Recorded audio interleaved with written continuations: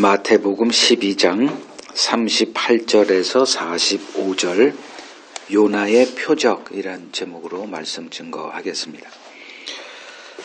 자, 38절 같이 읽겠습니다. 그때에 서기관과 바리새인 중 몇 사람이 말하되 선생님이여 우리에게 표적 보여주기를 원하나이다. 여기서 그때란 안식일에 회당에서 예수님이 귀신을 쫓아내고 그를 정상인으로 이제 회복시킨 그때 이제 예수의 일로 인해서 이제 바리새인들이 논쟁을 걸어왔죠. 안식일에는 일하지 않는 날인데 이제 이런 일을 했단 말이죠. 그래서 예수님과 이제 논쟁을 이제 계속 그 안식일 논쟁이 12장에 이제 2번 기록되어 있습니다. 이제 그들과 논쟁을 벌이고 있을 그때, 그러니까 바리새인들은 이미 예수를 자신들의 주적으로 이제 규정해 놓고 있었죠. 이제 죽일 일만 생각하고 있었던 겁니다. 결국 그들은 어떻게든 이제 예수의 흠을 잡아야 했습니다. 그 흠을 잡지 않고 죽일 방법이 없기 때문에 그러죠. 이제 이번에는 예수에게 이제 표적을 요구하는 일로 이제 접근합니다. 그래서 선생님이여 우리에게 표적 보여주시기를 원합니다. 이렇게 말을 한 겁니다. 즉 당신이 약속된 그리스도라면 이를 입증할 하늘의 표적을 보여줘야 되지 않겠느냐라는 것이죠. 그러니까 병자를 고치고 귀신을 쫓아내는 일 말고 더 큰 표적을 이제 요구하게 된 겁니다. 그 배경을 좀 보면 이제 당시 유대인들이 기대하고 있던 메시아 그리스도, 그 메시아는 이제 세 가지로 압축할 수 있어요. 이제 첫 번째는 그 메시아가 온다면 세 가지를 해야 되는데 첫 번째는 이제 율법을 회복하는 거였죠. 두 번째는 성전을 회복하는 일입니다. 그리고 세 번째 이방 세력에서 이스라엘을 해방시키는 이 일을 행할 강력한 메시아를 이제 그들은 기대하고 있었습니다. 메시아란 이제 기름 부음 받은 자를 말하죠. 구약에 세 직분이 기름을 받고 이제 세워졌죠. 왕, 그리고 제사장, 그리고 선지자. 이들은 다 하나님의 기름을 받은 자들, 즉 그들은 모두 그리스도를 예표하는 자들이었다 이렇게 보시면 됩니다. 그러니까 그들이 기다렸던 그 기름 부음 받은 자, 이 메시아는 그러니까 유대인들의 그 사고 방식이죠. 지금도 그들은 이제 그러한 사고 방식을 고수하고 있는데 인간이어야 했습니다. 그러니까 인간 어떤 자를 이제 하나님이 선택하고 그에게 기름을 부어서 하나님의 일을 이제 맡기는, 하나님의 일을 이루는 이제 이러한 것이 그들에게는 이제 친숙해요. 구약의 그 기름 부음 받은 자들 모두가 다 인간이었습니다. 그래서 예수 이후에 지금까지 그들이 추종했던 메시아가 70명에 이른다고 합니다. 그 이유는 인간 메시아였기 때문에 그래요. 그런데 지금 이 예수가 자신이 하나님의 아들이라 이렇게 주장하고 있습니다. 그리고 율법을 무시하고 또 성전을 폄하하고 있었기 때문에 이제 그들에게 이 예수는 메시아가 일 수가 없었죠. 그냥 혹세무민하는 인물이었습니다. 그러니까 종교 지도자들이 지난주도 우리가 살폈지만 예수를 제거하려 했던 진짜 속내는 자기 신자들을 그에게 다 뺏기고 있었기 때문에 그 시기심으로 이제 견딜 수가 없었던 그 측면이 있었고, 이것은 이제 진짜 속내죠. 그러니까 일반 신자, 그러니까 사람들은 이들이 이제 이렇게 내미는, 그러니까 예수가 메시아일 리가 없다라고 내미는 그 이유가 이제 율법을 무시한다 그거잖아요. 안식일을 지키지 않는 자가 어떻게 하나님이 보낸 메시아일 수가 있느냐. 하나님이 안식일을 지키라고 하셨는데 하나님이 보낸 자라고 하는 자가 안식일을 무시해? 또 성전을 또 뭐 무시해? 이건 말이 안 되는 거잖아요. 그러니까 이제 사람들은 이제 이러한 신학적인 이제 겉으로 드러난 신학적 이슈로 인해서 이제 혼란을 겪을 수밖에 없었습니다. 이건 뭐 오늘날도 동일해요. 뭐 교회에서 목사들이 이렇게 하는 그 얘기들은 다 그럴싸한 신학적인 이슈들입니다. 그러나 그들의 마음에 그 어떤 것을 이렇게 이끌어가는 그 동력, 그것은 욕망이죠. 이제 그 다음 구절 보죠. 이제 39절에서 40절 읽습니다. 예수께서 대답하여 이르시되 악하고 음란한 세대가 표적을 구하나 선지자 요나의 표적 밖에는 보일 표적이 없느니라. 요나가 밤낮 사흘 동안 큰 물고기 뱃속에 있었던 것 같이 인자도 밤낮 사흘 동안 땅속에 있으리라. 그들이 지금 표적을 구하고 있죠.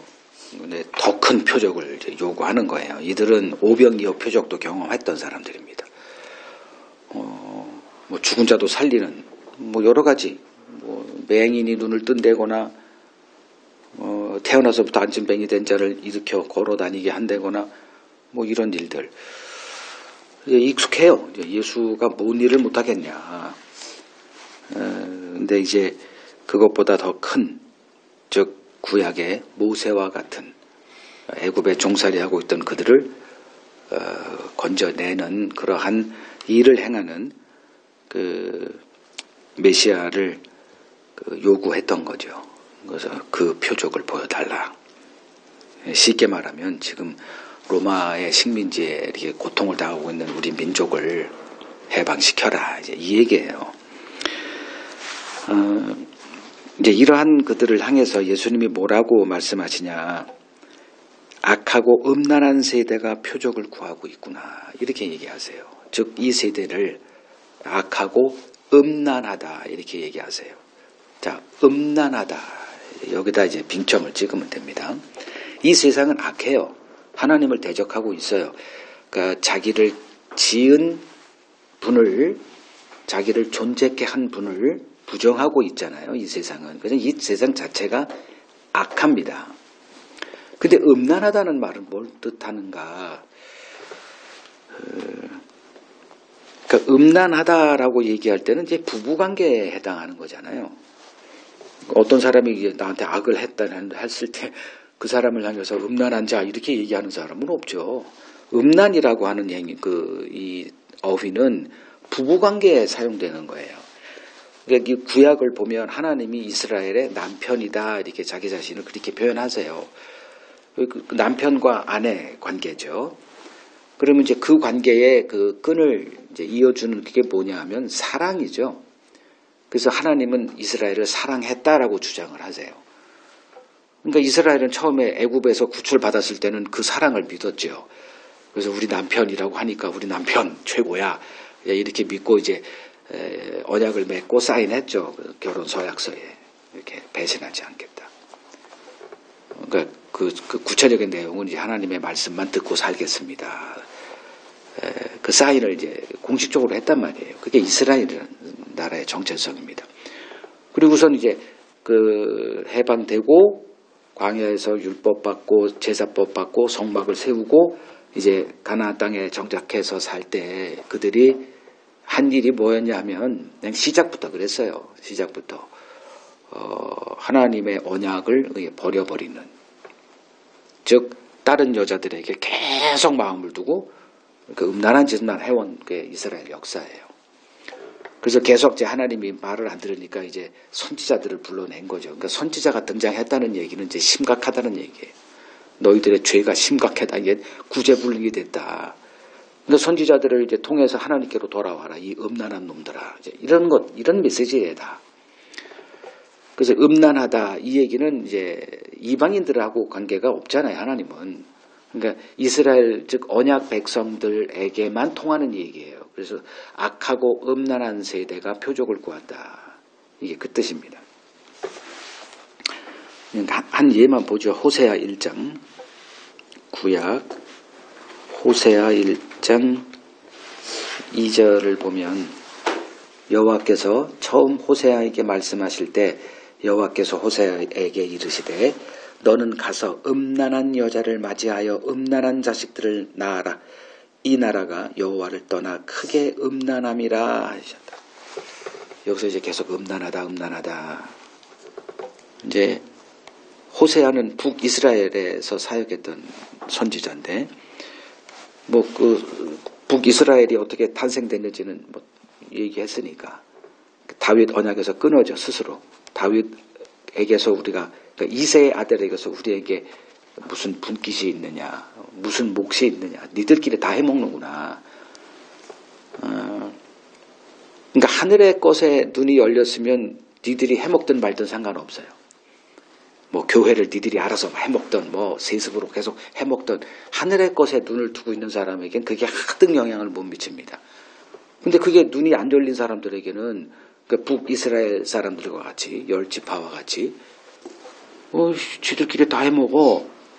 뭐 그래서 우리가 그냥 나라 세우자 이거예요. 그러니까 세상적으로 보면은 뭐 그런 직이지만 하나님의 관점으로 보면 언약에서 스스로 떠난 자들이에요. 그러니까 북이스라엘은 그냥 음란한 민족이었어요. 음란한 민족. 이건 언약에서만 바라볼 때 가능한 해석이고요. 그러니까 출애굽한 이스라엘, 이제 하나님이 그들에게 현실적인 사랑을 보여줬죠. 처음에는 그래야 되니까. 그러니까 부모가 자녀에게 돈을 안 주는데 애들이 사랑이란 이게 인식이 될까요? 근데 이제 좀 성숙하고 그러면 돈이 사랑이 아니라 다른 거에 가치관이 열리게 되면 이게 뭐 돈을 남기고 재산을 남기고 집을 남기고 상속 뭐 이런 개념이 아니라 이제 다른 개념으로 다가오게 되는데, 그러니까 출애굽한 이스라엘은 이제 너무 좋잖아요. 자기를 노예에서 해방시켜 줬으니까. 그래서 하나님과 이제 관계를 이제 맺은 거죠. 그 관계의 그 계약서 사인한 계약서의 내용이 뭐냐? 출애굽기 19장. 거기가 이제 서약서 하는 거예요. 언약의 체결식. 출애굽기 19장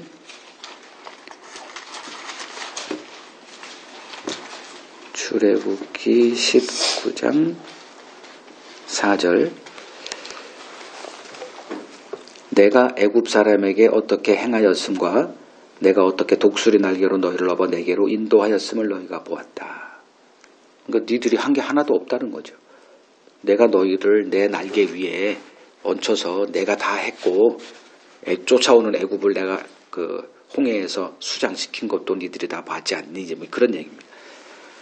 5절 세계가 다 내게 속하였나니 너희가 내 말을 잘 듣고 내 언약을 지키면 너희는 모든 민족 중에서 내 소유가 될 것이다. 그러니까 여러분들의 소유를 어떻게든 지키듯 하나님이 이스라엘을 자기 소유 삼은 이스라엘을 지키겠다는 선언이에요. 이게 약속입니다. 조건은 뭐예요? 내 말을 잘 듣고 뭘 지켜? 언약을 지키면. 그 언약의 내용이 뭐예요, 그러면? 언약이 서로 사랑하자는 거죠. 부부가 뭐 하는 거예요? 서로 사랑하자는 거 아니에요. 그러니까 그거를 하려니까 지금 뜨거워야 되거든. 그러니까 뜨거울 때 이걸 사인을 하잖아요. 결혼식도 하고. 그 결혼식 좋아할 사람이 어디서 힘들어 죽겠지. 그 의식 그거 생전 처음 해보잖아요. 근데 그 의식을 행하는 이유는 이 사랑이라고 하는 그 관계에 돌입하고자 그것도 감수하는 거예요. 그 얼마나 거추장스럽습니까? 그 예식장도 하는 것도 좀 그렇고 어색한데 그걸 하거든요. 이스라엘이 지금 그 사인을 한 거예요. 그의 내용은 뭐야? 서로 사랑하자. 나는 남편이고 너는 아내다. 이 관계예요. 그래서 율법을 주셨을 때 그 율법의 내용은 뭐 여러 가지가 복잡한 게 이렇게 많아요. 그래서 내가 한번 신명기는 한 번쯤은 공부하라 이렇게 말씀하신 거고, 한번 신명기 그 율법의 내용을 좀 알아야 그 율법 언약을 맺은 이스라엘이 어떻게 살았을까가 좀 이해가 될 거 아닙니까? 그 율법의 내용은 이스라엘 민족이 알아요. 물론 다 알지는 않지만, 그러니까 율법을 연구한 사람은 이제 어떤 사람이냐면 그 내용을 처음에는 좀 복잡해요. 뭐 이렇게 해라 저렇게 해라 뭐 복잡한 내용들이 한두 개가 아니에요. 그런데 그거를 계속 하다 보면 이제 어떤 일이 생기냐 하면 요약본이 생겨요. 이건 여러분들이 다 아까 뭐 음식에 그렇게 한 4, 50년 음식을 해왔는데 그러면 이게 도사가 돼야 되는데 뭐 이런 얘기 하셨잖아요. 그러니까 법을 어떤 원리가 이렇게 드러나요. 모든 게 다 그렇습니다. 그러니까 하나님이 주신 율법도 처음에는 이게 뭐 이렇게 복잡해. 근데 계속 한 10년, 20년 하다 보면 이렇게 된다고. 그래서 요약본이 딱 나와요. 그 예가 누가복음 10장이에요. 누가복음 10장 25절. 예수님이 이제 율법에 좀 달인이 되는 사람을 이제 이렇게 만났을 때 그 사람에게 이렇게 물어요. 율법의 요약을 한번 해봐라. 율법이 뭘 얘기하는 거니? 왜냐하면 그 사람이 율법을 잘하는 사람이거든요. 이 정도는 알겠지 하고 툭 던져요, 질문을. 그러자 이 사람이 뭐라고 답해요? 27절에.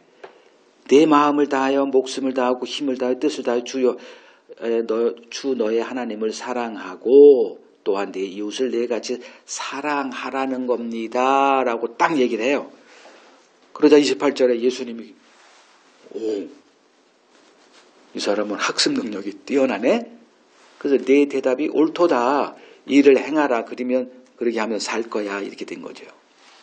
근데 과연 하나님을 이렇게 사랑할 사람이 있냐는 거예요. 이 말이 이 주님의 말씀은 그렇게 행해서 구원받고 천국 가라 이 얘기가 아니고 니들이 단 한 번도 하나님을 이렇게 사랑한 적이 있느냐, 또 이웃을 내 몸과 같이 사랑한 적이 있더냐 이 질문이에요. 근데 못 알아듣는 사람은 그래야지 또 이렇게 나가요. 근데 뭐 이건 뭐 어쩔 길이 없죠. 그러면 이제 그 언약 내용 다시 돌아와서 이제 이스라엘 백성들은 이 언약의 말씀을 잘 연구해서 이렇게 결론을 내려야 돼요. 하나님을 마음을 다하고 뜻을 다하고 목숨을 다해서 사랑하라. 그 얘기는 무슨 말? 하나님의 말씀을 잘 듣고 그대로 행하는 삶. 그러면 결론은 나와요. 그러니까 제가 이렇게 설교를 저는 뭐 이게 어렵지가 않아요. 예전에 이게 성경이 뽕 이렇게 뚫려, 그러니까 언약을 깨닫지 못했을 때는 할 때마다 너무 힘들어. 주제가 너무 많고. 근데 그게 눈이 딱 열리는 순간에는 설교가 너무 쉽습니다. 물론 이제 이거를 1시간 한 2시간 이렇게 요약해서 또 설명하는 거는 또 수고, 희생 또 이건 뭐 어쩔 수 없지만 이게 무슨 내용인지는 이게 뭐 이렇게 어렵진 않아요. 그래서 이렇게 정리가 됐으니까. 그러면 그들이 하나님을 뜨겁게 사랑하고 뭐 목숨을 다해서 사랑하는 그 결과물은 무엇이어야 하느냐? 세상 어느 나라와 다른 민족, 이걸 거룩한 민족이에요. 거룩이라는 거는 구별되다 이제 이거니까 이 세상과 같아서는 안 되는 민족으로 서 있어야 됩니다. 이게 하나님을 사랑하는 증거였어요. 그러면 그러니까 이 세상 어느 나라와도 다른 민족으로 서 있어라. 이 얘기는 뭘까요? 세상에서 나오라는 얘기죠. 이걸 하나님이 이스라엘에게 요구한 거예요. 근데 이스라엘이 이제 가나안에 정착하고 이제 거기에 이제 내 땅을 생겼네? 내 땅이 없었잖아요. 그러니까 이제 그 땅이 그러니까 자기 아파트나 뭐 이렇게 땅이 없는 사람들은 항상 좀 불안하죠. 근데 땅이 생겼거든? 그러니까 땅이 생기니까 우리 땅이 생긴 거예요. 땅이 없던 사람들이 어땠을까요? 이제 보따리 내놓으라고 한 거예요. 구해줬더니 보따리 내놓으라고. 그래서 그들이 요구한 게 뭐냐면 우리도 다른 나라와 같이 요 한마디 요구. 우리도 다른 나라와 같이 왕을 좀 달라. 이제 요게 사무엘상 8장에 등장해요. 그래서 이스라엘의 역사는 사무엘상 8장 이전과 이후로 나눠져요. 그래서 그 이스라엘이 왕을 요구한 그 사건으로 인해서 하나님이 아주 심각한 얘기를 하세요. 그들은 그냥 좀 더 선진 시스템을 요구한 것 뿐인데 하나님은 그들이 나를 버렸다라고 얘기하세요. 그러니까 이러한 하나님의 어휘를 이해하는 게 성경을 이제 이해하는 길인데 잘 모르죠. 그냥 읽죠. 그냥 이렇게. 그러니까 하나님의 요구를 그들은 진작에 버려버린 거예요. 듣는 순간 버려버려요.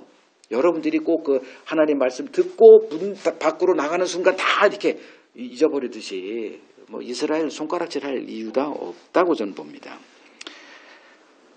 그러니까 하나님이 그들에게 율법을 주시고 그걸 잘 이제 공부하라고 한 거잖아요. 물론 뭐 공부시키고자 그건 아니지만 하나님의 말씀 자체가 공부해야 되잖아요.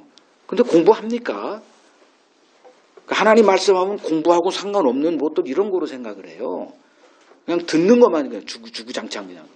그리고서 뭐 뜨는 목사님 뭐 이 설교 저 설교 뭐 다 알아? 평론가는 잘해. 근데 자기가 스스로 공부를 하냐 이거지. 하다 보면 좀 시간이 걸려도 10년 20년 지나고 나면 요약본이 생기더라고요. 이걸 원하셨구나. 그걸 묵상이라고 하는 겁니다. 근데 안 하지 뭐. 이거 하나. 다른 짓은 잘해. 그래서 결국은 모르는 거예요. 하나님을 안다고 하지만 실상은 하나님을 이방 사람들만큼 몰라요. 아무것도 몰라. 그냥 갖고 있는 건 성경 하나 덜렁 갖고 있어요. 그리고 하라고 한 그런 행위의 법인 뭐 의식 제사 드리고 기도하고 헌금 내고 뭐 전도하고 이런 것들은 그냥 뭐 달인들이에요. 달인들. 그러나 왜 하는지 물어보면 진짜 아무도 모른다니까요.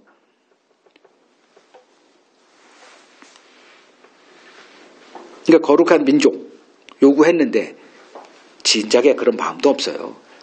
그러니까 다른 민족들, 자기 주변의 강한 민족들을 살펴보는 거예요. 그러니까 이유가 있죠. 왜 강한지.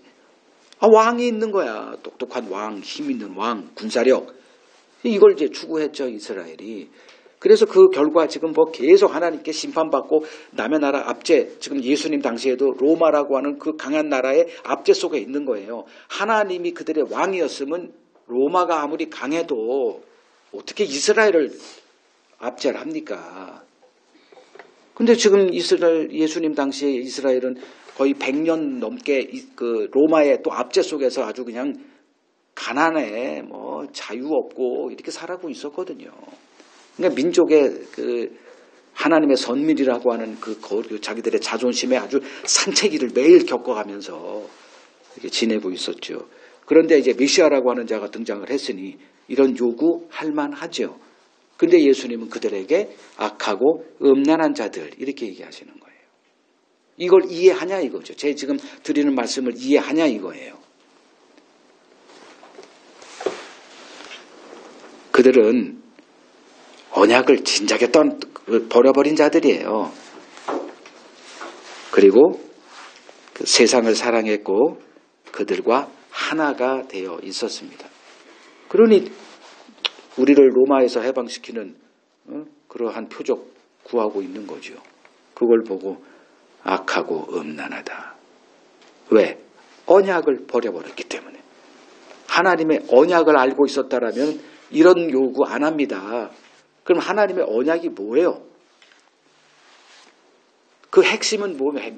핵심은 그 너희들이 나를 사랑하라 이 요구에 하나님이 그 할 만한 나를 사랑할 만한 일을 행하셨죠. 그게 뭐예요? 율법을 주어가지고 죄를 알게 하고 죄를 알고 나니 하나님과 우리가 화목할 수 없는 자들이구나를 알고 어떻게 하면 하나님과 화목할 수 있지? 그걸 제사법으로 알려줬죠. 짐승의 피. 그 짐승의 피로 하나님과 화평을 누리는 이 복을 그들에게 준 거예요. 그러니까 그 복 안에서 그들은 다른 거에 관심을 두면 안 돼. 그냥 그 하나님과의 화평을 누리는 그 일, 그것이 뭐냐면 이제 언약에 거하는 거. 쉽게 말하면. 그러니까 구체적으로 말하면 계속 그 짐승의 피라고 하는 그 제사법에 그 이렇게 자기 자신을 두는 거. 그것으로 인해서 나타난 게 레위인들에게 11조 바치는 거. 그러니까 이런 것들이 다 언약과 연관된 거예요. 즉 하나님이 너희들에게 베푼 그 은혜 안에 거하는 거. 그게 죄사함이죠. 죄사함은 어떻게 얻어져요? 흠없는 짐승의 피로 하나님과 화평을 누리는, 그러니까 죄사함 없고 죄가 없으니 하나님과 화평이 이루어지는 것. 이게 그들에게 주어진 하나님의 사랑의 표현이었어요. 그럼 그 사랑이 이제 와 닿게끔 계속 그것을 묵상하고 과연 우리가 그 정도로 악한 놈들인가? 그 율법을 보게 되면 수긍할 수밖에 없어요. 아, 그렇구나. 하나님이 우리에게 이 율법을 통해서 뭘 하라고 하셨는지를 이제 알게 되는 거죠. 이웃사랑해라. 안 되는 거예요. 말로는 이웃사랑 뭐 구제 헌금 낼 수 있지만 내 몸과 가치는 죽어도 안 되더라. 이 율법이 우리들을 뭐예요? 하나님의 심판 아래 놓여있는 실상을 보여주는 그것으로 주어진 이 율법. 근데 그렇게까지 안 하지. 그만큼 관심이 없었다는 겁니다. 그래서 그들이 지금 이제 표적을 구할 때 다른 표적을 구해야 되거든. 그러니까 죄로부터 죄를 사하러 오신 그분에게 그 표적을 구할 때 과연 우리가 지금 로마인들에게 압제를 받고 이렇게 고통을 당하고 있으니 여기서 해방시켜줘. 이런 걸 구해야 됐을까요? 아마 오늘날 대부분 사람들은 그걸 구할 거예요. 지금도. 대부분 그래요. 그래서 음란하다고 하는 거예요. 오늘날 기독교를. 누구와 같이? 이스라엘과 같이. 그러니까 이스라엘과 오늘날 교회는 같은 부류다 보면 돼요. 뭐 성경이 있으니 이스라엘 놈들, 이 바보 같은 놈들 그렇게 깨달음이 없고 그럴 만한 게 아니라니까요.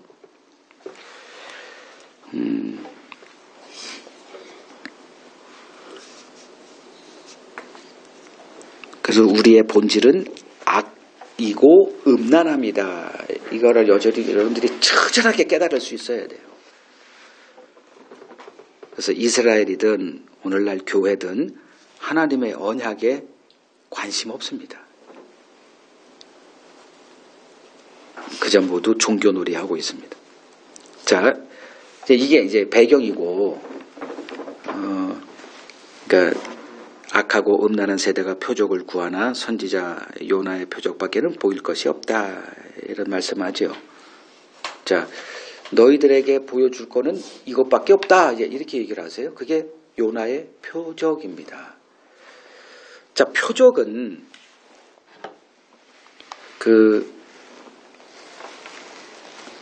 두 단계로 구성이, 그러니까 두 구조로 돼 있어요. 성경이 두 구조로 돼 있는 것과 같이.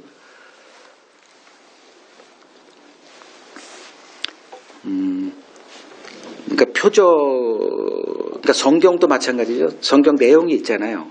그러니까 문자로 기록되어서 우리에게 이렇게 다가오죠. 그러니까 문자가 있고 또 하나가 뭐냐면 그 문자 안에 담겨져 있는 의미, 하나님의 의도, 이건 뭐 늘 얘기하는 거예요. 그럼 이제 표적도 동일해요. 어떤 표적을 이렇게 행하실 때 그 표적의 내용물이 있죠. 지금 조금 이따 요나의 표적 설명할 텐데 그 표적에는 눈에 보이는 누구나 이렇게 그 표적 사건, 그 사건의 내용은 다 알아. 뭐 삼손 같은 경우 그 모를 사람이 어디 있어요. 낙타뼈 하나로 블레셋 그 강한 그 철기로 무장된 그 싸움꾼들을 그냥 1000명을 때려 죽였다? 이걸 모를 사람이 어디 있어요. 한 1년만 다니면 다 아는 내용들이죠. 근데 그게 무슨 내용이더냐. 이건 다른 내용이라니까요. 그래서 항상 여러분들이 표적을 볼 때 표적의 내용물이 있고 그 안에 그 표적을 통해서 하나님이 우리에게 전달하고자 하는 하나님의 의도가 있다. 성경은 항상 이런 식으로 봐야 되는데, 그럼 그 비근한 예가 이제 오병이어 사건, 요한복음 6장에. 그러니까 갑자기 예수님이 오병이어 그 표적을 보여주세요. 이거는 여태까지 보여주지 않았던 거죠. 뭐 병을 고쳐 죽은 자 살리고, 그건 다 개인에 관련되고, 이거는 경제에 관한 문제예요. 이 예수를 우리의 왕으로 세웠다가는 우리 경제적인 이 문제를 완전히 솔로몬 시대가 임하겠구나. 이제 이런 기대를 갖고 예수를 이렇게 왕으로 옹립하려고 했었잖아요. 그러니까 그건 겉으로 드러난 표적이고, 그때 예수님이 이제 진짜 속내를 그 표적의 의미를 이제 이렇게 말씀하시는 게 요한복음 6장 뒷부분에 길게 가지고 보통 그건 싫어. 그 내용은 싫어. 그냥 날 먹여 살리는 표정으로만 족하는 게 우리들의 심리니까. 그 요한복음 제가 한번 강론한 게 이게 은복마을에 이렇게 올려놨는데, 이거 쉽지 않아요. 요한복음. 그냥 뭐 요한복음은 뭐 대단한 책 뭐 이렇게만 알고 있을 뿐이지, 막상 들어가서 이게 말이 길어요. 그냥 모든 게 다. 뭔 하나 사건이 있은 후에 그걸 설명하고 논쟁이 있고 길어 하여간에 그냥 길어 그 요한복음은. 그래서 아주 그냥 한번 해본 사람은 요한복음 다시 보고 싶지 않아 이제 하는 이유가 이제 그런 거거든요. 못 모르고 접근했다가 지금 요나 표적 설명할게요. 그러니까 악하고 음란한 세대에게 보여줄 표적은 이거밖에 없다. 선지자 요나의 표적밖에는 보일 표적이 없다. 이렇게 하세요.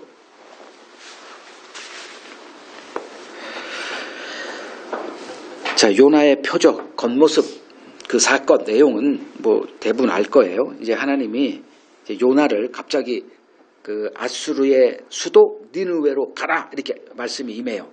그래서 말씀을 전하라. 그런데 요나가 도망가죠. 딱 내용을 보니 이거 하면 안 돼 해가지고 도망을 갑니다. 이 사람이 도망가는 이 요나를 하나님이 아시고 큰 물고기 준비해 놓으셨어요. 그래서 풍랑으로 결국은 뱃속으로 바닷속으로 떨어질 수밖에 없게 유도한 다음에 뭐 제비 뽑고 뭐 이런 여러 가지 일들을 통해서 결국 요나가 이게 선택이 되고, 그가 이제 알죠. 하나님이 나를 찍었구나. 그래서 이 태풍을 일으켰구나. 그래서 나를 바다에 던지라. 그러니까 이제 선원들이 어떻게 그런 일을 할 수 있냐 해가지고 구출하려고 했는데 안 돼요. 결국 이제 한 사람이 희생해라 해가지고 이제 요나를 던져서 이제 걔를 죽이고 자기들은 살아요. 던지자마자 풍랑이 잔잔해지니까 그들도 이 요나가 섬기는 이 이스라엘의 여호와 하나님이 진짜 신이구나. 이런 일이 벌어졌거든. 그리고 나서 이제 2장에 가니까 물고기 뱃속에 들어가 있는 요나를 보여줘요. 뭐 만화도 있고 이스라엘 뭐 디즈니에서도 그런 거 많이 만들어놔서 뭐 다 알 거예요. 근데 내용이 뭔지는 사람들이 모르지. 그러니까 그 물고기 뱃속에서 이게 뭐 대부분 이제 동굴이 있고 거기에 촛불 하나 켜놓고 뭐 이렇게 거기서 뭐 생선 뜯어먹고 이렇게 3일을 버티는 거 이렇게 재밌게 코믹하게 나오는데, 뱃속은 그런 데가 아니에요. 완전 그냥 압축 속에서 그 뱃속이 물고기 뱃속에 들어가 본 사람은 없겠지만 상상을 해보세요. 물고기 해부해봤잖아요. 그 동태 보통 해봤죠. 거기 뭐 위에 뭐가 있어? 거기에 공간이 이렇게 뭐 동굴 같은 공굴이 있습니까? 그냥 거기에 그냥 우리 위에 있는 것처럼 뭐 이렇게 산 같은 거 모든 것들 다 녹이는 그런 것들이겠죠. 그러니까 요나가 그 안에서 뭘 느꼈을까? 뭘 경험했을까? 죽음을 경험한 거예요. 그래서 내가 스올에 있어서 스올에서 하나님께 기도하나이다 뭐 이렇게 나오는 거예요. 거기서 이제 이 죽음이라고 하는 것을 경험하고, 거기서 할 게 뭐 있어요? 하나님 살려주세요. 잘못했습니다. 거기서 회개하고 하나님 말씀대로 내가 가겠습니다. 거기서 소원해요. 그래서 하나님이 이제 보내줘 다시. 그러니까 3일 후에 물고기가 요나를 토해내요. 그래서 이제 그 몸 상태를 생각해 보세요. 피부고 뭐고 다 아작이 났을 거예요. 그래서 4장에 넝쿨, 잎사귀가 그에게는 그냥 천국이죠. 천국 그냥. 왜냐하면 피부가 다 상해가지고 거의 이게 뭐라고 그래야 돼? 피부병에다가 뭐 이런 상태로 이제 살아난 거예요. 그래서 그가 이제 니느웨로 가죠. 서원했으니까. 가서 뭐 해요? 하나님의 말씀을 전하는데 읽어보면 알아요. 3장 내용을. 정말 싫은 거예요. 그냥. 애초에 가고 싶지 않았어요. 근데 하나님께 도망가는데 그걸 붙들어가지고 물고기 뱃속에 집어넣는데 거기서 이제 잘못했습니다 하고서 갔거든. 거기서 이제 이렇게 말씀을 전해요. 근데 거기가 엄청난 도시였대요. 그걸 다 돌아야 되거든. 근데 딱 하루만 합니다. 즉 마지 못해서 억지로 그냥 뭐 이렇게 이게 하나님 말씀이야 이놈들아 이렇게 그냥 내키지도 않는 전도를 이렇게 했는데 신기하게 왕으로부터 시작해가지고 모든 니느웨 사람들이 다 회개하는 일이 요게 표적이에요. 요게 요나의 표적입니다. 그리고 나서 4장에 이제 그걸 보고 이제 뿔딱 적어놔가지고 계속 그냥 하나님과 싸우고 원망하고 하는 그거로 끝나. 그게 요나서의 내용이에요. 자, 주님이 이제 말씀하신 요나의 표적, 조금 아까 제가 설명드린 그 내용은 표적의 전반부죠. 후반부 내용을 알아야 돼요. 그게 뭔 얘기인지. 자, 요나가 가고 싶지 않았던 이유. 하나님 말씀을 듣고 그들이 혹시나 회개하면 하나님이 용서한다는 것쯤은 알아요. 그게 4장에 지가 하는 말 속에 나와요. 이런 것들을 이제 읽어야 성경을 읽는 거예요. 그냥 요나 물고기 뱃속 근데 살아남았어. 뭐 이런 걸 가지고 성경을 안다라고 하는 거는 뭐 그것도 아는 거죠. 그러나 그거는 반밖에 모르는 거라니까요. 즉 하나님께서 말씀을 주시고 그 말씀을 받은 이스라엘에게 기대한 것 딱 하나의 열매. 그건 뭐죠? 니느웨가 했던 회개. 그러면 살아요, 걔들은. 근데 율법을 받은 이스라엘은 정작 회개라는 걸 아예 몰라. 그래서 요나라고 하는 선지자를 그 니느웨로 보내는 이 사건을 통해서 그 너희들의 실상이 뭔지를 보여주는 거예요. 그래서 그 니느웨로 가서 율법도 모르는 사람들이 하나님도 몰라요.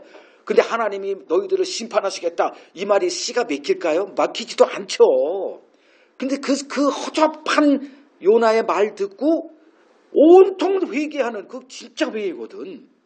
그런 일을 보여줌으로써 이 율법이 없었던 그들도 말씀을 듣고 회개해서 구원 얻었다. 너희는 이게 요나의 표적이에요. 정작 율법을 준 너희는 회개 않고 있지 않느냐. 그래서 맛보기로 한번 이방 민족에게 한번 보내서 율법도 몰라, 성경도 몰라, 하나님도 모르는 그들에게 하나님이 심판하시겠다. 이 얘기에 회개하고 구원 얻어요. 이 얘기면 뻔하죠. 이제 무슨 얘기인지. 자, 41, 42절 읽겠습니다.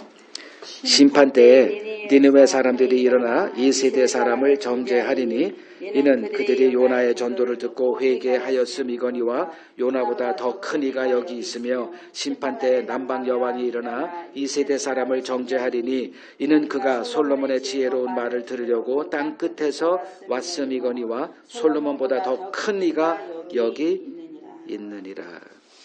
자, 여기서 이제 더 큰 이라고 하는 거에 밑줄을 치세요. 더 큰 이. 비교하는 거죠. 대조하는 거예요. 지금 배경은 이거죠. 예수님이 계속 이제 공생애를 시작하시면서 하신 일은 말씀 전하는 거예요. 그러니까 표적은 애매하니까. 근데 뭐 표적을 통해서도 이제 메시지가 전달되니까 표적을 한 거고. 병 고치고 귀신 쫓고 뭐 풍랑을 잔잔하게 하고 등등등등. 근데 진짜 핵심은 말씀이죠. 여러분들도 이제 살아봐서 알죠. 정확한 의사 전달은 이렇게 뭐 눈빛, 뭐 몸짓, 행동, 뭐 갑자기 말을 안 하고 밥을 안 먹고 뭐 이런 것도 메시지 전달법인데 그건 오해 소지가 너무 커. 그래서 진짜 소통은 말로 하는 겁니다. 말로. 그래서 이 언어, 이 기술이 좀 숙달되지 않은 사람은 아주 고생길이 열렸다 생각하시면 틀림없어요. 그러니까 소통하는 법을 이렇게 계속 숙달해야 되거든요, 이걸. 이게 해보세요. 잘 안 돼. 내 의도가 자꾸 이렇게 뭐 언어가 딸리든지, 근데 뭐 상대방이 좀 둔하든지 해가지고 자꾸 오해가 발생돼요. 그래서 싸움 벌어지고, 아니, 이런 게 아닌데, 이거 말을 하지 말아야 되나? 그래도 해야 됩니다.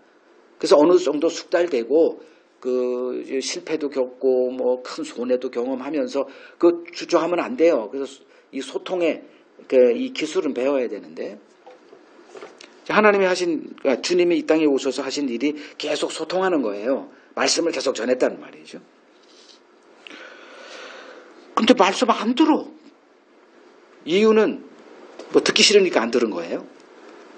그래서 이제 그들에게, 자기 말 듣기를 거부하고 있는 그 유대인들에게 그들의 그 실상을 보여주기 위해서 두 과거 인물을 주님이 예화로 들으세요.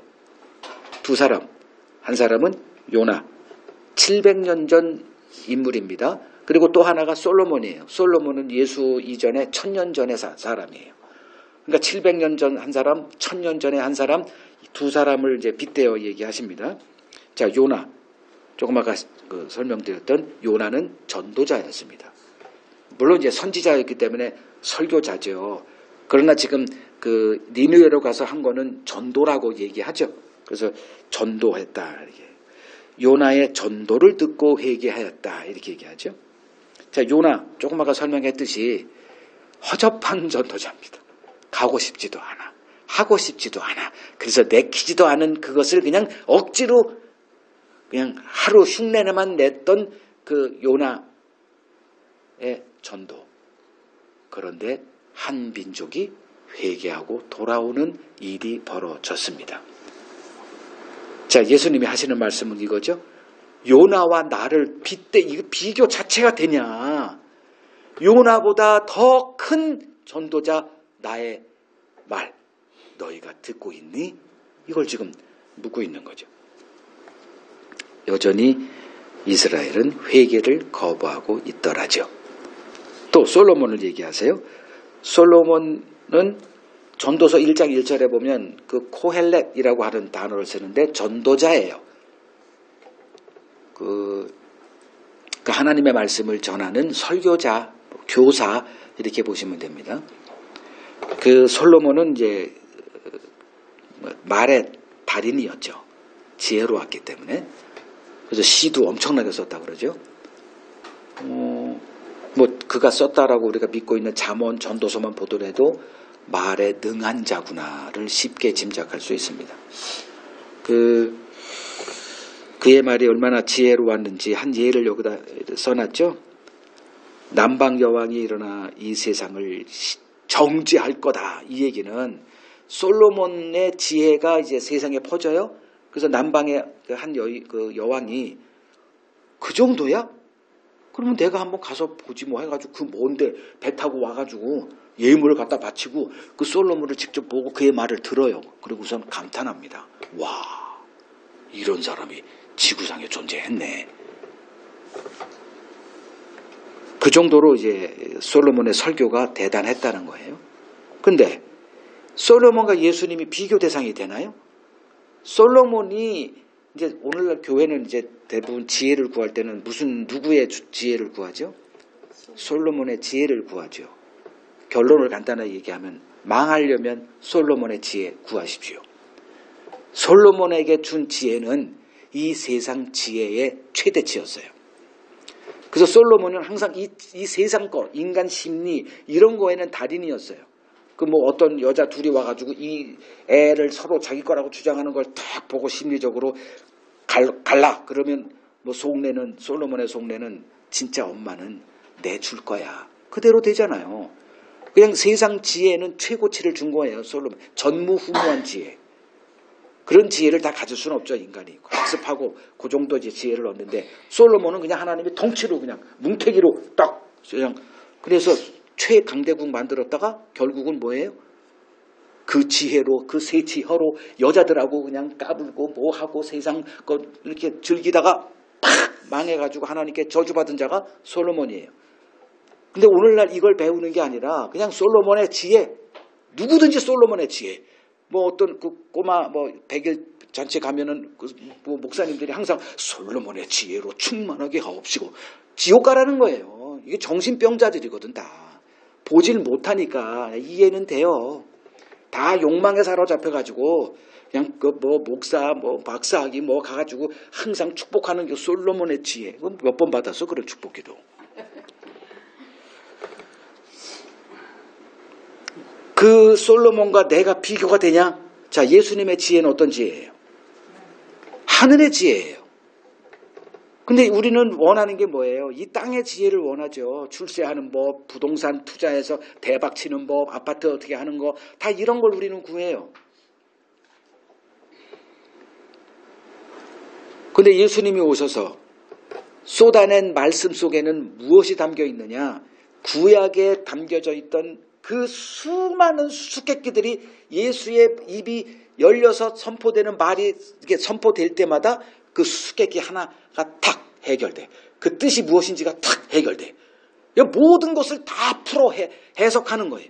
그래서 예수님이 하신 일이 이제 구약을 풀어 해석하는 말씀이었다. 그런 증거가 여러 개 있죠. 근데 그게 비교가 안 되죠. 그런 거는 우리가 원하는 게 아니에요. 구약의 뜻을 해석해서 하늘에 물이 열리든 그런 건 상관없어요. 이 땅에 보화가 열리는 거에 관심 있는 이 세상이. 오늘날 기독교잖아요. 그러니까 목사들 얼굴 잘 보세요. 뭐 순진한 사람들은 천사 같아, 모세 같아, 뭐 이렇게 보이겠지만 제 눈에는 그냥 욕망 덩어리로 보입니다. 그러니까 당신들과 내 차이가 그거예요. 그러니 분별을 못하지. 다 분별한데 어느 누구도 난 이제 안 속아요. 작정하고 살지만 그 말하는 순간 아이고 저 사람 평생 휘둘리며 살겠다. 구약은 그냥 수수께끼 책이다 보시면 됩니다. 예수님이 오셔서 그 모든 수수께끼를 그냥 밝히 대낮처럼 훤하게 이렇게 보여주신 거예요. 아, 이런 뜻이었구나. 이거였구나. 이런 뜻이었구나. 그러니까 구약의 모호성이 예수로 인해서 명확성으로 싹 바뀌는 그게 예수님의 설교였고 예수님의 지혜였습니다. 근데 예수님의 지혜가 그들에게 통했을까? 안 통해요. 귀신 들린 자로 보라. 그리고 그냥 조롱거리로 그냥 이렇게 폄하하기 시작합니다. 귀신 들린 자. 비웃음의 대상이었습니다. 주님은 하늘의 것을 증거하고 계세요. 드디어 감추어졌던 하늘의 비밀이 쏟아지기 시작합니다. 그런데 그들은 주님의 이 지혜로움을 받을 준비가 전혀 되어 있지 않았습니다. 그래서 여러분들 조심해야 될 게 하나님 말씀을 이렇게 들을 때 내 마음이 세상 것에 이렇게 빼앗겨 있으면 안 들릴 거예요. 틀림없어요. 세상에 좋은 것들이 너무 많아. 근데 제 설교의 이게 핵심은 뭐예요? 나오라는 거 아닙니까? 분별해라. 하늘의 가치로 중무장해라. 그렇지 않고서는 세상 것 좋은 것에 그냥 자기도 모르게 훅 빠져들어간다. 그 예수님을 초대했지만 마르다죠? 그럼 예수님을 초대했으면 말씀을 들어야지 이게 본질이지. 근데 식사 준비하느라고 예수님 말씀을 듣는 거는 동생 마리아야. 그러니까 그 꼴이 그냥 이게 뭐 하고 있어? 이 마리아는 지금 이 하늘의 보물을 그냥 지금 다 받고 있는 거예요. 예수님 발치에 앉아가지고. 근데 누나, 언니지. 마르다는 지금 정신이 없어. 전 굽느라고. 동태전 굽고 육전 굽느라고. 또 총각김치 하나 또 해드리려고 또 정신이 없어. 이거 옛날 그 전화 걸어가지고 엄마 이거 어떻게 했었지? 뭐 이런 거라고 정신이 없어. 그래서 마음이 분주하여. 마르다는 그런 거 없어. 뭐 예수님 그냥 라면 하나 끓여줄 생각하고 있어 지금. 그리고서 이제 말씀 듣는 거에 전심하고 있는데 마르다가 그냥 예수에게 찾아와서 예수도 꼴 보기 싫은 거야. 아니 지금 예수님 좀 야단쳐서 날 좀 도와라고 해야죠. 이 얘기했잖아요. 그때 예수님이 마리아는 좋은 편을 선택했다. 결코 빼앗기는 일이 없을 것이다. 우리가 마르다의 전철을 따르고 있는지 확인해 봐야 합니다. 자, 요나의 표적 얘기는 뭐 대충 이해가 되셨으리라 생각하고요. 43절, 45절 읽겠습니다.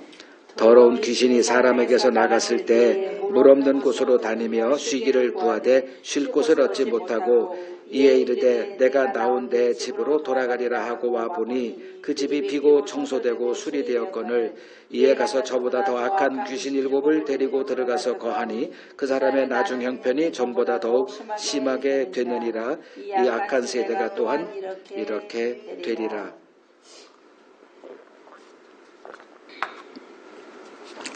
자, 예수님이 어떤 분인지는 이제 예수님이 요나 표적으로 설명을 했죠.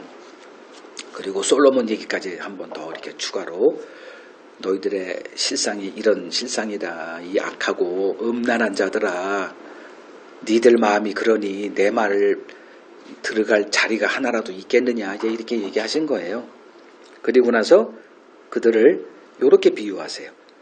비고 청소되고 수리된 집. 자, 더러운 귀신이 이제 여기서 음란한 더러움 똑같은 말이에요. 그러니까 지금 유대인들을 음란하다 했으니 더러운 이 음란한 그 귀신이 왜 더럽냐? 그 뭐 보이지 않는 영인데 뭐가 더러워? 뭐 똥을 뭉기고 다녀요? 그런 게 아니잖아요. 하나님과 그들 천사들도 동일한 언약 가운데 있는 거죠. 하나님 말씀대로 그 자리에 거하는 거. 그 유다서에 보면 자기들이 있으라고 하는 그 자리를 떠난 자들, 이걸 귀신이라고 그래요. 뭐 사탄 마찬가지고. 자기 자리를 떠났어. 우리가 왜 음란하냐? 하나님이 있으라고 한 선악을 알지 못하는 그 피조물의 자리에 있어야 되는데 우리가 하나님과 같이 돼서 선악을 아는 자 중에 하나님과 같이 돼버렸죠. 이걸 음란하다 하는 거예요. 그러니까 이제 이 더러운 귀신이나 우리나 같은 종자죠. 그죠? 그들이 사람에게서 나갔을 때 귀신은 사람에게 나가질 않죠. 근데 나갔다는 얘기는 뭔 일이 벌어졌다는 거 아니에요. 그게 언제 벌어졌어요? 하나님이 이스라엘과 함께 할 때 그들이 귀신은 하나님과는 같이 있을 수가 없으니까 이제 도망가잖아요. 그러니까 걔들은 뭐가 돼? 물 없는 곳으로 다니지 쉴 곳에 쉴 곳을 얻지 못해. 그래서 내나온 집을 해보니 그 집은 비고 청소되고 수리된 집이에요. 그게 이스라엘이에요. 자, 비고 비었다는 얘기는 뭐가 있어야 돼? 뭐가 있었는데 비워졌다는 거니까 귀신이 있어야죠. 근데 이스라엘은 귀신이 없어야 되는 거예요. 그리고 청소되고 수리됐어. 청소되고 수리된, 그러니까 비고 청소되고 수리된 게 하나님의 율법을 받은 이스라엘의 하나님이 기대하는 모습이죠. 오늘날 하나님의 말씀을 받은 우리들에도 뭐가 돼야 되냐면 비고 청소되고 수리된 첫 단계를 겪습니다. 하나님 말씀을 통해서 내 안에 더러운 것들을 쫓아내거든. 이 악한 영들, 우리 마음을 지배하고 있었던 몰랐지만. 그래서 에베소서 2장에 보면 우리가도 이전에 그 공중권세 잡는 자를 따랐다. 우리가 언제 귀신을 따라섰어요. 그냥 모르고 그냥 그 상태죠, 우리는. 하나님은 그걸 보고 계시는 거죠. 근데 하나님의 말씀이 임하고 우리에게도 어떤 일이 벌어져요? 비고 청소되고 깨끗해지는 일이 우리에게도 벌어져요. 근데 이제 문제는 뭐냐면 귀신이 이제 그 물 없는 곳으로 다니며 쉬기를 구하는데 쉴 곳을 얻지 못해. 그래서 이르되 내가 나온, 그러니까 물이라는 것은 깨끗하게 하는 거. 그래서 물 없는 곳을 찾아다니거든. 근데 이렇게 보다 보니 너무 힘들어 왔다 갔다 하는 게. 비유예요, 이건. 그러다 보니 이제 왔던 곳에 한번 혹시나 가보니 비어있고 뭐가 돼? 청소되고 수리되어 있는데 뭐요? 텅 비어 있는 거예요. 자, 여기에 이제 잘 들으세요. 텅 비어 있어. 옛날 거 비웠으면 뭐가 돼야 돼? 뭔가 채워져야 되는데 채워지지 않고 텅 비어. 아파트인데 주인이 없어. 너무 좋은 거야. 그래가지고 뭐라 그랬지? 자기보다 더 악한 귀신 7, 다 비유예요. 귀신이 더 더럽고 그런 게 아니고 그놈들을 쌍 불러가지고 그냥 좋은 집 나왔어. 이게 마곡단지에 이게 왜 요새 나왔더라. 그래가지고 그냥 누구한테 뺏길까봐 그냥 확 들어와가지고 들어가서 거하니 그 사람의 나중 형편이 전보다 더욱 심하게 되었다. 이 약한 세대가 또 그렇게 될 거다 이렇게 얘기하죠. 이게 본문 내용이에요. 해석하고 끝낼게요. 하나님의 언약을 받은 이스라엘, 이제 하나님의 은혜를 체험했습니다. 그러니까 은혜를 체험하니 하나님이 우리를 사랑한 줄 알아요. 그래서 사랑하고 살자라는 그 언약 계약서에 사인했다 그랬죠. 그러면서 이제 그들은 그 말씀을 어떻게 해야 돼요? 채워 넣어야죠. 채워 넣다 보면, 성경을 보다 보면 뭐가 보일까? 하나님의 약속이 보일 겁니다. 그 약속이 그리스도예요. 물론 그리스도 예수 구약 사람들은 몰라도 상관없어. 그러나 그 약속된 것을 바라보고 끝까지 버티고 세상과 다르게 거룩한 민족으로 버티는 그것이 자기 그 하나님의 자기 소유라고 하는 그 언약을 보존하는 길이었어요. 근데 세상을 보니 너무 잘 살아. 자유롭게. 이건 괜히 그냥 언약이니 오늘날 같으면 성경 말씀 주일 이런 것들랑 얽매여 있어. 그러다 보니까 그냥 가나안 땅에 정착하고 살 때 다 버려버렸죠. 그 세상과 똑같은 민족으로 살고 있었어요. 그러니까 겉으로는 율법을 지켜 사는 것 같았지만 마음은 그 더 더러운 귀신들이 장악된 상태로 살고 있었다. 이거죠. 자, 오늘날 우리들의 문제로 가봅시다. 하나님의 말씀을 처음에 받았을 때, 그러니까 하나님이 우리에게 눈을 열어줘서 그리스도께서 행하신 그 십자가 사건을 이렇게 깨달았을 때, 그게 이제 보여져요. 그 갈라디아에서 보면 그러거든. 갈라디아 사람들은 예수의 십자가도 알지도 못하는 이방인이에요. 근데 바울이 가서 그 복음을 전도할 때 그들이 그걸 믿어요. 하나님의 은혜가 임한 거죠. 그러니까 꼭 니느웨에 요나가 가서 그걸 할 때 그게 믿어질까 했는데 믿어져. 그들이 회개하는 그 신비한 일이 벌어진 것처럼 갈라디아 사람들이 바울의 설교를 듣고 예수를 믿을 때 어떤 일이 벌어졌냐 하면 십자가가 너희 눈에 밝히 보이거늘 이런 말을 해요. 이게 우리들에게 벌어진 일이에요. 그 십자가 사건이 진짜 내 현실로 거기에 그 십자가에 달린 예수님의 그 의미가 뭔 의미인지가 다가오거든.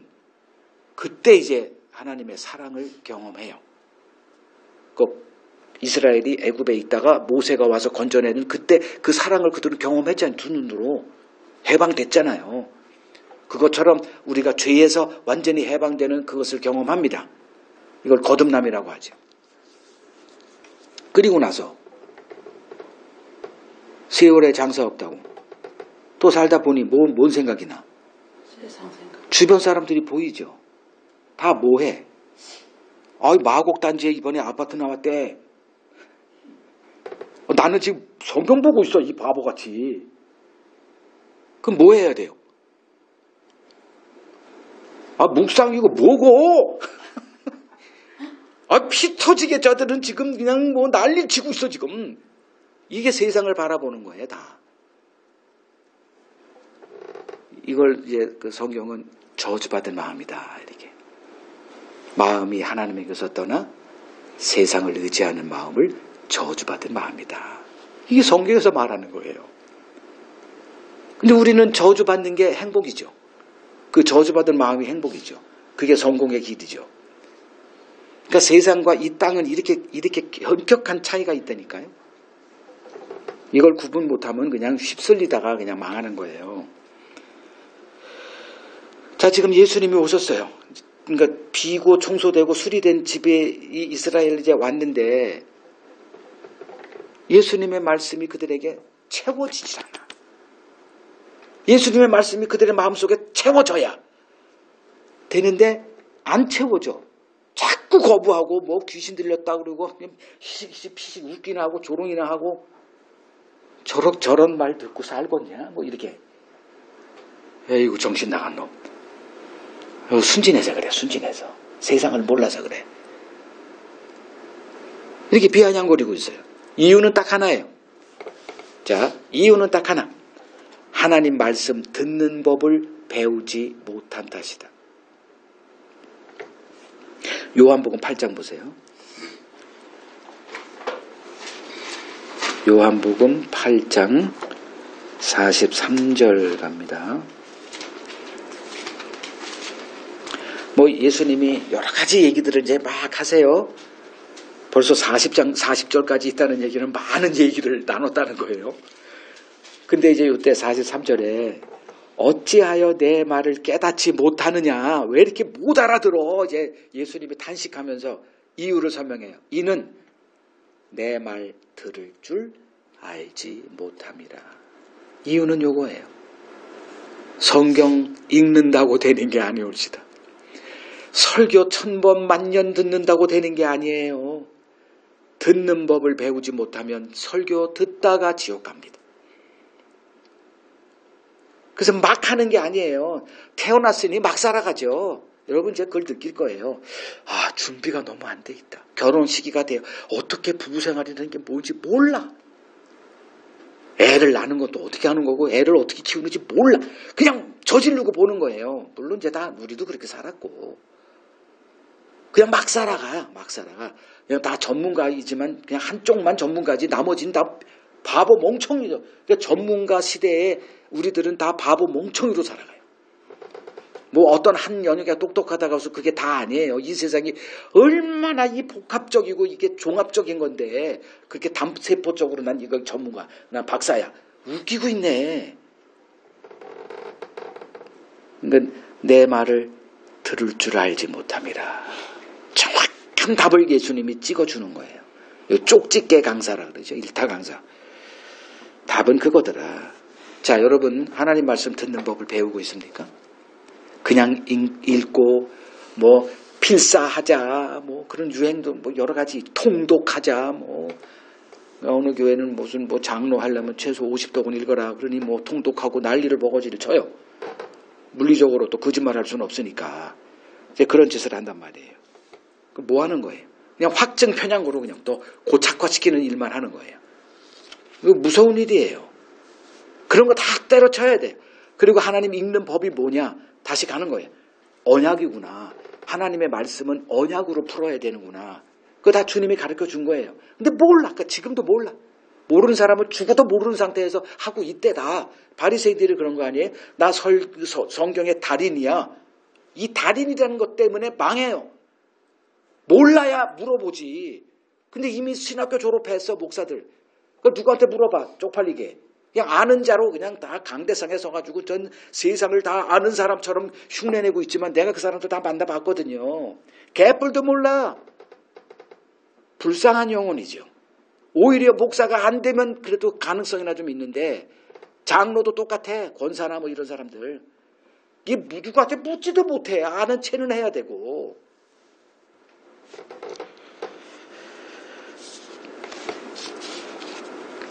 첫 단추가 잘못 꼈구나. 그러면 어떻게 해야 돼요? 다 풀어야죠. 부끄러워하고 뭐 그럴 게 어딨어 지금. 뭘로 채워야 된다? 그리스도를 아는 지식으로 채우십시오. 이걸 채우지 못하면 비고 청소되고 수리돼.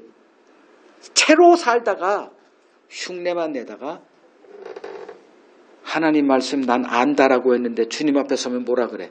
난 너 알지 못하니 이 불법을 행하는 자 내게서 떠나가 이 소리 듣습니다. 이유는 딱 하나. 이들이 예수 그리스도를 몰라. 즉 언약을 모르는 거예요. 구약 사람들이 뭐 예수를 알았겠어요? 언약을 알면 그리스도 예수가 왔어도 알아먹어요. 근데 몰라. 언약을 모르는 거예요. 그래서 예수님이 요한복음 5장 39절에 너희가 영생을 얻고자 성경을 연구하거니와 이 성경이 나에 대해서 얘기하는데 너희가 내게 나오기를 원하지 아니하는구나. 언약을 배우지 못한 거예요. 즉 주님이 여기서 말씀하신 대로 너희가 내 말을 들을 줄 알지 못한다 이거예요. 나를 몰라도 지옥 안 가 얘기했잖아요. 지난 중간 이제 성령을 회방하는 자는 사함을 얻지 못한다. 그러니까 나를 모를 수도 있다. 예수라는 거 너 들어보고 나 뜬금없이 나온 자야. 알아 나도. 근데 예수가 사람들이 헷갈려 했죠. 저 목수 누구 요셉의 아들 아니야? 이렇게. 그 헷갈릴 수 있죠. 그리고 예수 십자가에 달아 죽일 수도 있죠. 그 예수님이 뭐라 그랬어요? 나로 인하여 지은 죄는 다 사함받아. 괜찮아. 그래서 십자가에 달려서 뭐라 그랬어요? 저들의 죄를 사하여 주옵소서. 아버지, 저들이 뭔 일을 하는지 저들이 몰라서 그런 겁니다. 모름의 그 죄는 괜찮아요. 근데 알고 한 죄는 사함받지 못한다 그랬잖아요. 그래서 일단은 우리가 뭐 해야 된다? 그리스도를 아는 지식이 주어졌으니 그리스도를 아세요. 그 관점으로 구약을 보면 성경이 다 풀린다고. 근데 그 작업을 안 해. 마음 세상에 뺏기는 거 이제 절제하세요. 절제라는 것은 참 귀한 덕목입니다. 우리가 전에도 얘기했지만 지혜로워요. 논리적이에요. 지성적이에요. 근데 결정하는 순간에는 감성으로 가더라. 우리들의 이 욕망은 지혜를 압도합니다. 자기를 만만하게 이렇게 그 대단하게 볼 생각, 보통 이제 그 어떤 원리가 있더라고요. 인간은 자기를 2단계, 3단계 항상 높여 이렇게 생각하더라. 하나 예를 들게. 예전에 내가 거기 섬기던 교회에서 갑자기 담임 목사님이 부목사 평가를 하겠대. 그때 제 속마음이 뭔지 아세요? 하세요. 왜? 1등 할 자신 있었거든. 뭐 유학도 다녀왔겠다. 그리고 뭐 이렇게 설교하고 나면 항상 뭐 은혜 받았다 뭐 이런 소리 들으니까 나도 뭐 대단한 줄 알았지. 근데 막상 결과가 나왔을 때 1등이 아니더라고. 그러니까 자기 착각에 빠져 있었던 아주 순진한 사람이었죠. 다 아마 사람들이 자기를 그렇게 평가할 거야. 나는 그래도 좀 이렇게 이 정도는 아니지 하고 이렇게 착각 속에 자기 평가하고 살아가더라. 이게 그 어디 미국 누구 어떤 뭐 독일인지는 모르 독일인 것 같은데 누가 어떤 두 학자가 자기들의 이름을 따서 무슨 원리라고 하는데 기억은 안 나고 내가 다 자기 착각 속에 살아요. 자기는 오라라고 하는 이게 귀신 들린 그 증거물이거든. 하나님의 영이 임하면 나는 틀렸다. 자기 비하가 되고 자기 혐오가 돼요. 근데 귀신의 영을 받으면 나는 오라가 돼요. 이걸 여러분들이 분별할 줄 알아야 되는데 다 자기 옳다라고 하니 예수님 말 들을 이유가 하나도 없죠. 들을 줄을 알지 못합니다. 이제 여러분들에게 이제 권면 드리는 거는 성경을 읽으라는 게 아니라 그러니까 처음에는 성경 읽는 법을 배우라는 거예요. 듣는 법을 배워라. 그래서 주님이 이제 다음 주에 배우겠지만 들을 귀는 있는 자는 들으라 이 얘기가 나오는 거예요. 들을 귀가 없이 백날 들어봤자 자기 중심적으로 다 용해시켜버리는데 백해무익하죠. 흉내는 내. 했다 이렇게 돼요. 그래서 주님 앞에 가서 그들이 할 수 있는 얘기는 내가 이것도 하고 저것도 하고 이것도 했다. 아닌데? 그건 뭐예요? 언약을 모르는 거예요. 이 비극을 막을 수 있는 유일한 길은 지금부터 언약이 뭔지 그래서 그 언약 중심으로 성경을 해석하는 법을 배워라. 그리고 일독만 하고 천국 가자. 이독할 생각도 말고 그런 쓸데없는 그 욕망도 내려놓고 하나님 말씀 보는 법을 배우면서 신앙생활 하자. 그러면 이런 일들을 피할 수 있다. 이것이 추석 명절에 여러분들을 향한 주님의 교훈입니다.